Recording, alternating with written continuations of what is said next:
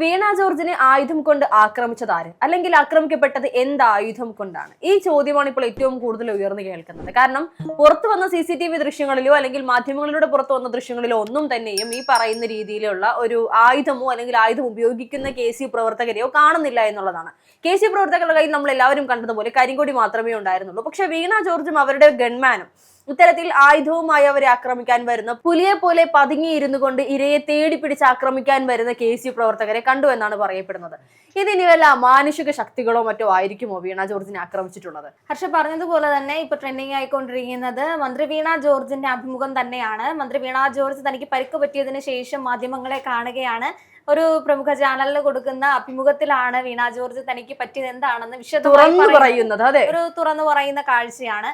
അതിനകത്തിൽ ഹർഷ തുടക്കത്തിൽ സൂചിപ്പിച്ചതുപോലെ തന്നെ ഇവർ റെയിൽവേ സ്റ്റേഷനിലേക്ക് വരുന്നു. അതിന്റെ അകത്താണ് ഈ പറയുന്ന KC പ്രവർത്തകർ കരിങ്കൊടി കാണിക്കുന്നത്, വീണ ജോർജിന് പരിക്ക് പറ്റുന്ന രംഗങ്ങൾ അതൊക്കെ ഉണ്ടാവുന്നത്.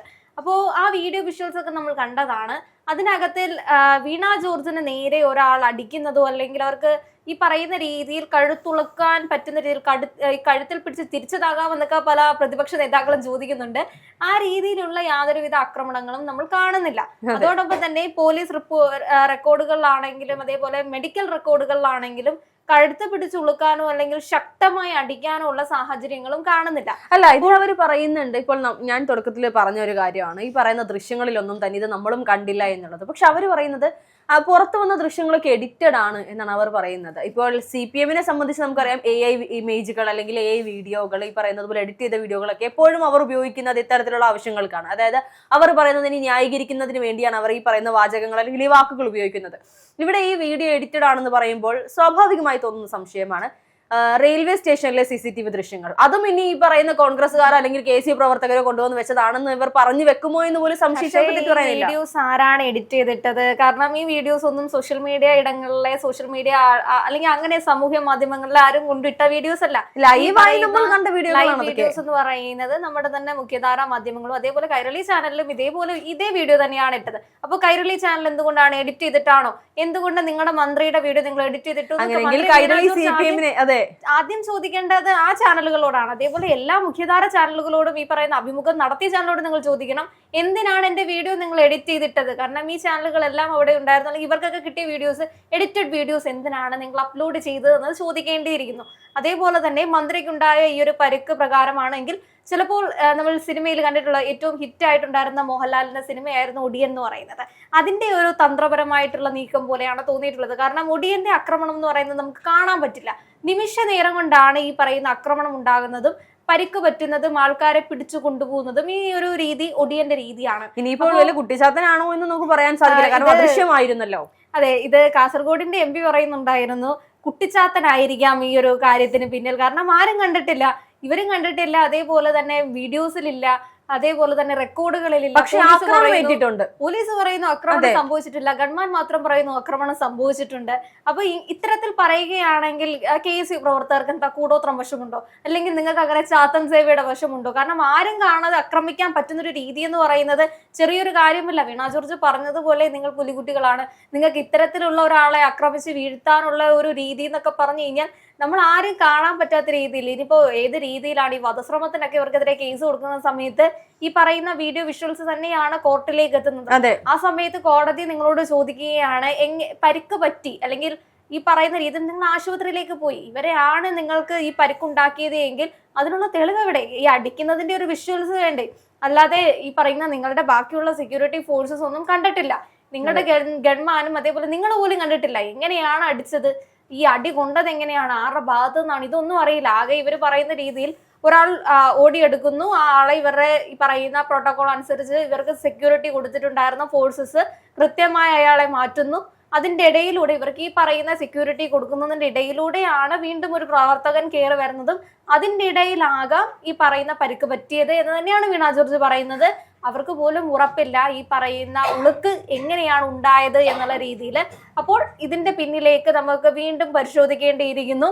ഇതൊരു ചാത്തന്റെ കളി തന്നെ ആയിരിക്കാം. വീണ ജോർജിന്റെ പിന്നാലെയുള്ള ഒരു ചാത്തനാര് ചിലപ്പോൾ ഈ പറയുന്ന മന്ത്രിയുടെ ഈ നമുക്ക് ഏറ്റവും കൂടുതൽ ചാത്തനല്ല, ചിലപ്പോൾ വല്ല ബാധയായിരിക്കും. ഈ പറയുന്ന ആരോഗ്യ മേഖലയിലെ വീഴ്ചകൾ കൊണ്ട് മരണങ്ങൾ സംഭവിച്ച ഒരുപാട് ആളുകൾ ഇപ്പോൾ നമ്മുടെ കേരളത്തിലുണ്ട് എന്നുള്ളതാണ്. ഇനിയിപ്പോൾ അവരുടെയൊക്കെ ബാധയാണോ ഈ പറയുന്ന വീണ ജോർജിനെ വിടാതെ പിന്തുടരുന്നത് എന്നുള്ളത് നമുക്ക് പറയാൻ സാധിക്കില്ല. മന്ത്രിയുടെ ആ ഒരു ഈ കർമ്മ അല്ലെങ്കിൽ കർമ്മത്തിനോടുള്ള അത്രയും ഒരു ആത്മാർത്ഥതയെ നമ്മൾ അഭിനന്ദിച്ചേ പറ്റുള്ളൂ. തീർച്ചയായിട്ടും ഈ പറയുന്ന രീതിയിൽ ഇത്ര അതീവ ഗുരുതരാവസ്ഥയിലേക്ക് ഹോസ്പിറ്റലിൽ അഡ്മിറ്റ് ചെയ്തിട്ടിരുന്ന മന്ത്രി വീണ ജോർജ് ആണ് പിന്നീട് അടുത്ത ദിവസം 4 മണിയോടെ ആരും കാണാതെ വീട്ടിലേക്ക് പോകുന്നതും.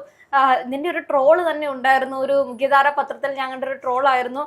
മന്ത്രിയോട് ഡോക്ടർ വന്ന് പറയുകയാണ്, വാർഡിലേക്ക് മാറ്റാം വീണ ജോർജ്, അല്ലെങ്കിൽ മന്ത്രി നമുക്ക് പ്രശ്നമൊന്നുമില്ല, ICUവിൽ ഇങ്ങനെ കിടക്കേണ്ട ആവശ്യമില്ല, വാർഡിലേക്ക് മാറ്റാം. അപ്പൊ മന്ത്രി ഓക്കെ പറയുന്നു. അടുത്ത ആ ഒരു കാർട്ടൂണിൽ കാണിക്കുന്ന ഒരു ദൃശ്യം എന്ന് പറയുന്നത് മന്ത്രിയുടെ കാറിൽ സഞ്ചരിക്കുകയാണ്. ഈ പറയുന്ന ഡ്രൈവർ പറയുന്നു, മന്ത്രി നമ്മൾ ഒരുപാട് വാർഡുകൾ പിന്നിട്ട് കഴിഞ്ഞു, വീട്ടിലേക്ക് എത്താനായി. ഇങ്ങനെ ഒരു ട്രോൾ കാർട്ടൂൺ ആണ് എനിക്ക് ഓർമ്മ വരുന്നത്. അതായിരിക്കും ഈ പറയുന്ന രീതിയിൽ മന്ത്രിയെ സംബന്ധിച്ചും ഈ അഭിമുഖം നടത്താൻ, അല്ലെങ്കിൽ അത്രയും നമ്മൾ നോക്കുന്ന സമയത്തെല്ലാം അതീവ ഗുരുതരാവസ്ഥയിലാണ്.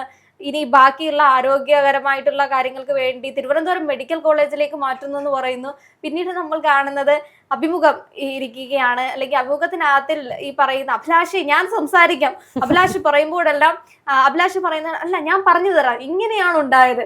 അതിന്റെ അകത്ത് മന്ത്രി പറയുന്നത് ഇപ്പോഴും നമുക്ക് വ്യക്തമാവുന്നില്ല നിങ്ങൾക്ക് എവിടെ നിന്നാണ് ഈ പരിക്ക് പറ്റിയെന്നുള്ളത്. അതേപോലെ ഇവിടെ ഞാൻ കഴിഞ്ഞ കുറച്ച് സമയങ്ങൾക്ക് മുൻപ് ഇത്തരത്തിൽ കേംബ്രിഡ്ജ് മുൻ മേയറുമായി സംസാരിച്ച സമയത്ത് വൈദ്യുതിട്ടാൽ അദ്ദേഹവുമായി സംസാരിച്ചപ്പോൾ അദ്ദേഹം പറഞ്ഞൊരു കാര്യമുണ്ട്.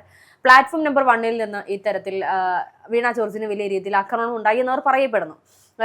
KSU പ്രവർത്തകർ കരിങ്കൊടി കാണിക്കുന്നു, വലിയ പ്രതിഷേധങ്ങൾ ഉണ്ടാകുന്നു. അവിടെ നിന്ന് പിന്നീട് പ്ലാറ്റ്ഫോം നമ്പർ 3 ഇവർ പോകുന്നു.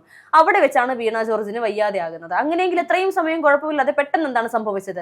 അപ്പോൾ അതിന് ചോദിച്ച ചോദ്യത്തിന് പ്രസക്തി മന്ത്രി പറയുന്നത്, മന്ത്രി ഈ പറയുന്ന റെയിൽവേ സ്റ്റേഷനിലേക്ക് എത്തുന്ന സമയത്ത് വന്ദേ ഭാരതിനാണ് മന്ത്രി വീണ ജോർജ് പോകാൻ വേണ്ടി പോകുന്നത്. ആ സമയം 3 മിനിറ്റ് കൂടെ ഉള്ളൂ ട്രെയിൻ വരാൻ വേണ്ടിയിട്ട്. പക്ഷേ ഇവരുടെ ഭാഗ്യം കൊണ്ട് 2-3 മിനിറ്റും കൂടെ ലേറ്റ് ആയിരുന്നു വണ്ടി എന്ന് പറയുന്നു. ഇവർ റെയിൽവേ സ്റ്റേഷൻ എത്തുന്ന സമയത്താണ് മന്ത്രി പറയുന്നത് 3 മിനിറ്റും കൂടെ ഉള്ളൂ വന്ദേ ഭാരത് വരാനായിട്ട്. അപ്പോൾ 3ാമത്തെ പ്ലാറ്റ്ഫോമിലാണ് വന്ദേ ഭാരത് വരുന്നത്.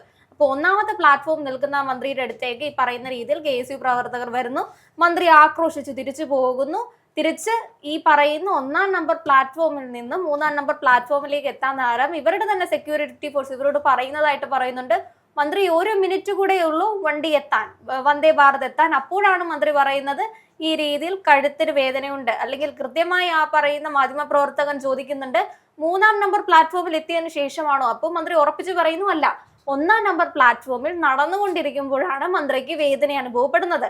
മന്ത്രിക്ക് കയ്യിൽ ഒരു ഡയറി ഉണ്ടായിരുന്നു, ബാഗ് ഉണ്ടായിരുന്നു. ഇത് രണ്ടും പിടിക്കാൻ പറ്റാത്ത സാഹചര്യമായി ഗൺമാന്റെ കയ്യിലേക്ക് കൊടുക്കുന്നു. എക്സ്കലേറ്ററിൽ കയറുന്നതിന് മുൻപാണ് മന്ത്രി പറയുന്നത് എനിക്ക് പോകാൻ പറ്റുമെന്ന് തോന്നുന്നില്ല. അപ്പൊ ഹർഷ ആലോചിച്ച് നോക്കണം, വെറും 5 മിനിറ്റിനുള്ളിലാണ് ഈ പറയുന്ന കാര്യങ്ങളെല്ലാം നടക്കുന്നത്. കാരണം 2 മിനിറ്റ് കൂടെ ഈ പറയുന്ന ട്രെയിൻ വൈകി എത്താനുള്ള സാഹചര്യമുള്ളൂ. 3 മിനിറ്റ് ആണ് സത്യത്തിൽ ഈ പറയുന്ന ട്രെയിനിന്റെ 1 മിനിറ്റ് കൂടെ ബാക്കിയുള്ളപ്പോ ബാക്കി 4 മിനിറ്റ് ആണ് ഈ പറയുന്ന സംഘർഷം നടക്കുന്നത്. അതിന്റെ അകത്ത് ആക്രോശിച്ച് തിരിച്ചു പോകുന്നത്. അതോടൊപ്പം തന്നെ മന്ത്രി ഒരാളോട് ഫോണിൽ സംസാരിക്കുന്നത് നമ്മൾ കാണുന്നുണ്ട്. മാധ്യമങ്ങളെ കണ്ട് സംസാരിക്കുന്നുണ്ട്. മാധ്യമങ്ങളോട് മന്ത്രി പറയുന്നുണ്ട് എന്നെ ഒന്ന് വെറുതെ വിടൂ, ഞാൻ ഇതല്ലേ ഒരു ഈ പറയുന്ന ജനാധിപത്യ രാജ്യത്ത് ജനപ്രതിനിധിയല്ലേ, ഒരു സ്ത്രീയല്ലേ എന്നൊക്കെ അവർ ചോദിക്കുന്നുണ്ട്. ഇതെല്ലാം നടക്കുന്നുണ്ട്. ഇതെല്ലാം ഈ പറയുന്ന 4 മിനിറ്റിന്റെ അകത്താണ് ഈ പറയുന്ന കാര്യങ്ങളെല്ലാം നടക്കുന്നത്. അല്ലാതെ അരമണിക്കൂറോ 10-20 മിനിറ്റോ എടുത്തിട്ടല്ല. ഈ പറയുന്ന വന്ദേ ഭാരത് എത്താൻ 1 മിനിറ്റ് ബാക്കിയുള്ളപ്പോഴാണ് മന്ത്രി അറിയിക്കുന്നത് തനിക്ക് എന്തോ പ്രശ്നമുണ്ട് എന്നുള്ള രീതിയിൽ. അങ്ങനെയാണ് അവരെ ആശുപത്രിയിലേക്ക് മാറ്റുന്നത്. അപ്പോൾ ഇത്രയും ഒരു സാഹചര്യത്തിനകത്തിൽ ഒരാളെ അടിച്ച് പരിക്കേൽപ്പിക്കണമെങ്കിൽ എത്ര സമയം വേണ്ടി വരും? അല്ലെങ്കിൽ ആ ഒരു രീതി ഈ പറയുന്ന രംഗങ്ങളൊക്കെ കൂടെ പോലീസുകാരാണെങ്കിലും ഈ കൂടെ നിന്നുള്ള ഗൺമാനൊക്കെ പിന്നെ എന്തിനായിരുന്നു ഇവരുടെ കൂടെ ഉള്ളത്? ഈ എന്റെ അറിവ് ശരിയാണെങ്കിൽ പുറത്തു വന്ന റിപ്പോർട്ടുകൾ പ്രകാരമാണെങ്കിൽ വളരെ ചുരുക്കം KSU പ്രവർത്തകർ മാത്രമാണ് ഉണ്ടായിരുന്നത് എന്നാണ് അറിയാൻ കഴിഞ്ഞത്. വളരെ വിരലിൽ എണ്ണാവുന്നവർ മാത്രം. അങ്ങനെയെങ്കിൽ ഈ പറഞ്ഞ ഗൺമാനെയൊക്കെ കൊണ്ട് നടക്കുന്നതിൽ ഇനി യാതൊരു അർത്ഥവുമില്ല. എനിക്ക് തോന്നുന്നു മന്ത്രി കുറച്ചുകൂടി ഒന്ന് ശ്രദ്ധിക്കണം. കൂടെ നടക്കുന്ന ആളുകൾ ചതിച്ചു തുടങ്ങിയോ എന്നുള്ളത്. ഈ പോലീസുകാരും ഗൺമാനൊക്കെ ആക്രമിക്കാൻ മന്ത്രി ഇട്ടുകൊടുത്തതാണോ എന്ന് പോലും സംശയിക്കേണ്ടിയിരിക്കുന്നു. കാരണം ഈ ചുരുങ്ങിയ സമയത്തിനുള്ളിൽ ഈ പറയുന്ന KSU പ്രവർത്തകർ കരിങ്കൊടി കാണിക്കാൻ വരുന്നവർ ആക്രമിച്ചിട്ടുണ്ടെങ്കിൽ കൃത്യമായി അത് മന്ത്രിയുടെ കൂടെയുള്ള, മന്ത്രിയുടെ സംരക്ഷണത്തിനായി കൂടെ നിൽക്കുന്ന ആളുകളുടെ കുറവായിട്ട് തന്നെ നമുക്ക് കാണേണ്ടി വരും എന്നുള്ളതാണ്. തീർച്ചയായും അങ്ങനെ തന്നെ നമുക്ക് കാണേണ്ടി വരും. അതേപോലെ തന്നെ മന്ത്രി വീണ്ടും കരുതിയിരിക്കുക, നന്നായി റെസ്റ്റ് എടുത്ത് തിരിച്ച് അതേപോലെ ശക്തിയായിട്ട് തിരിച്ചു വരിക എന്ന് തന്നെയാണ് നമുക്ക് പറയാനുള്ളത്. അതേപോലെ എന്തെങ്കിലും പ്രശ്നം കഴുത്തിനോ കൈക്കോ ഒക്കെ ബാക്കി ഉണ്ടെങ്കിൽ അതും കൂടെ ചികിത്സിച്ചിട്ട് മാത്രം എല്ലാം കഴിഞ്ഞതിന് ശേഷം പുറത്തേക്ക് വരിക. കാരണം അത്രയധികം ആരോഗ്യ മേഖലയിലുള്ള അല്ലെങ്കിൽ താൻ എന്താണ് ചെയ്തതെന്ന് വീണ ജോർജിന്റെ ഇടയ്ക്ക് ചോദിക്കുന്നുണ്ട്.